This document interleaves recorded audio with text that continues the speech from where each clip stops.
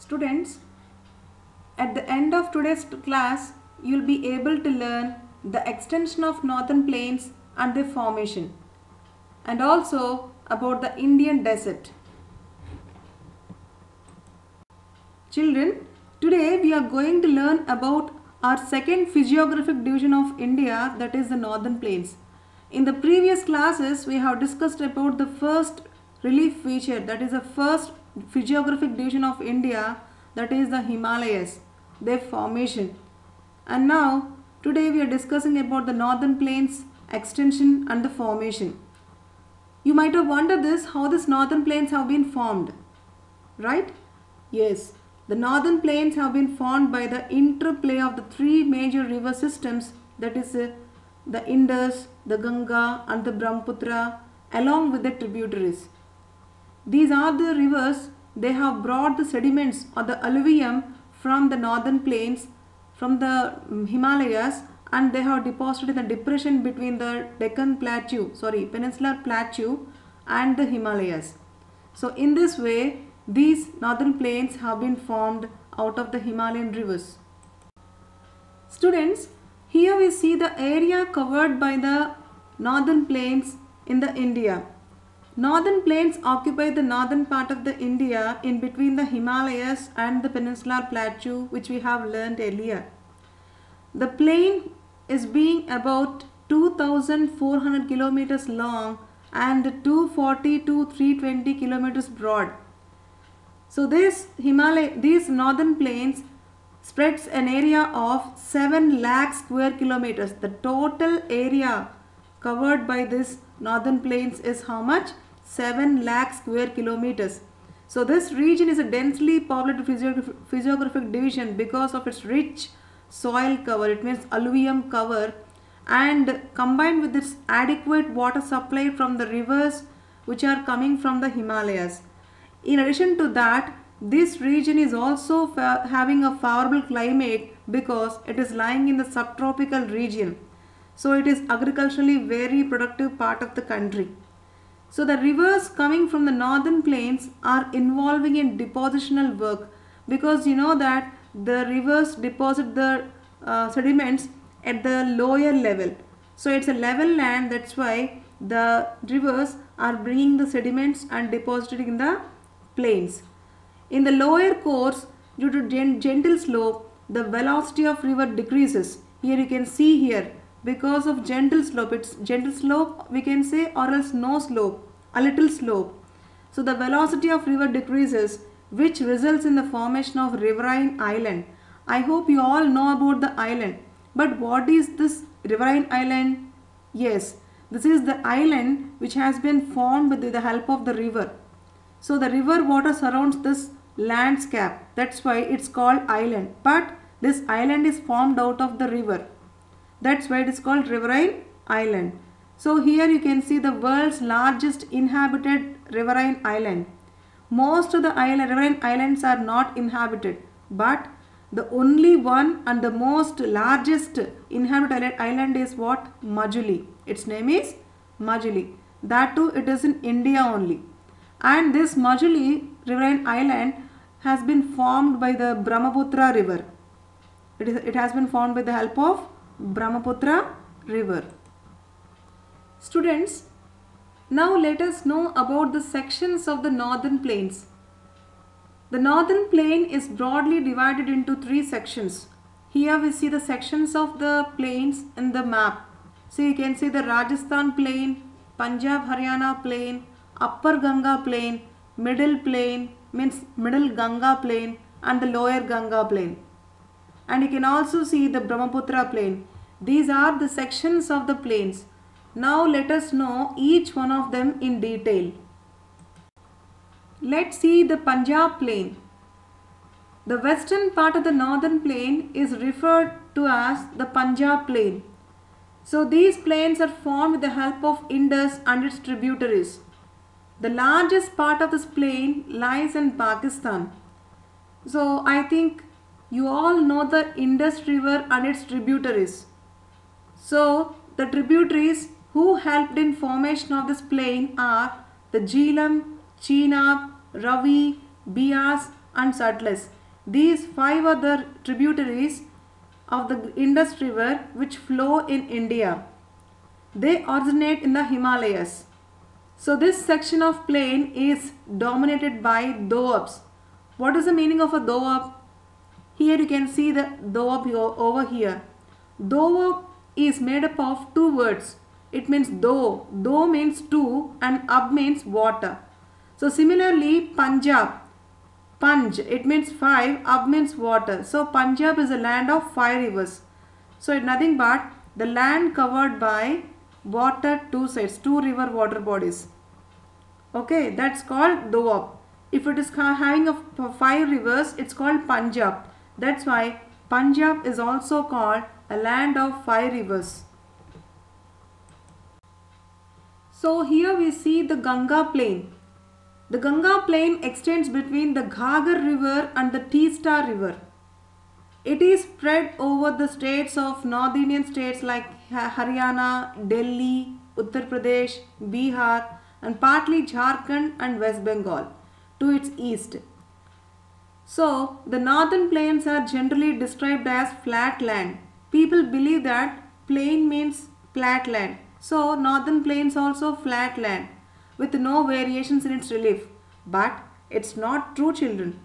These vast plains also have diverse relief features. According to the variations in the relief features, the northern plains can be divided into four regions. Here you can see the four regions in this picture.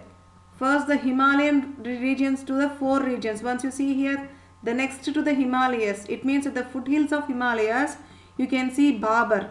The next to Bhabar you can see Terai. The next to Terai you can see Bhangar. The next to Bhangar you can see Khadar. So these four are the sections, or else what we'll say, variations in the relief features of the northern plains.